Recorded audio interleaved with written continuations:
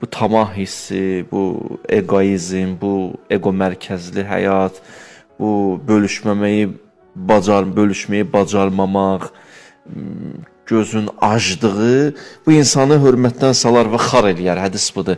Nəinki xar eləyər, bədbəxt eləyər. Bədbəxt eləyər.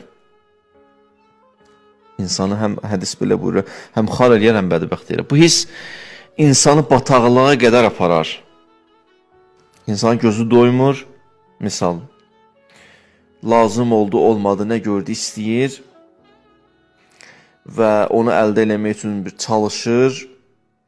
Onu əldə eləmək üçün özünü çətinliyə salır, borcun xərcinin içine salır və bu çətinliklərdən qurtulmaq üçün başqa bataqlığa girir. Bəzi adamlar görmürsünüz, vəfası da get-gedə itir, dost da bilmir, qardaş da bilmir, aldadır indi onu, bunu, təki neynəsin? Bataqlıqdan çıxsın. Mesela bir özünə, nəfsinə yiyə çıxmayıb, o tamah hissi, gözü acdı, gedib girib bir işin içine, sonra o yığıb borcu başına, sonra belə deyək, onun altından çıxmaq üçün bir nəfər buna inanır, gedir onu aldadır, onun pulunu götürür, sonra deyir, neyim? Yəni, get-gedə vəfa hissi də itir.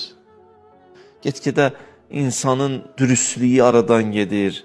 İnsan ətrafını bədbəxt edir. Bax, bu qədər ciddi məsələdir. Bu qədər ciddi məsələdir.